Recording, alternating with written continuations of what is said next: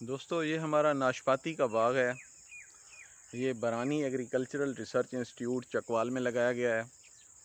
इसके ऊपर आप फ्रूटिंग देखें। जो नाशपाती है इसको ठंडे इलाकों का फल समझा जाता है, लेकिन नाशपाती की कुछ वैराइटीज़ ऐसी हैं जो कि पंजाब के गर्म इलाकों में भी उतनी ही कामयाब हैं जितनी कि ठंडे इलाकों में कामयाब हैं।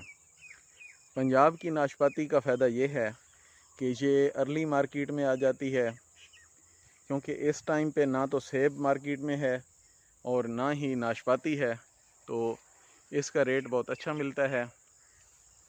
ये पंजाब के तकरीबन जो तमाम गर्म इलाके हैं उनमें कामयाबी से काश्त की जा सकती है। ये वैरायटी लीकॉन्ट है और इसकी आप फ्रूटिंग देखें, पौधे फ्रूट से भरे हुए हैं। ये देखें, बहुत अच्छी प्रोडक्शन है। सिर्फ एक पौधे पे नहीं है बल्कि पूरा जो बाग है वो फ्रूट से भरा हुआ है।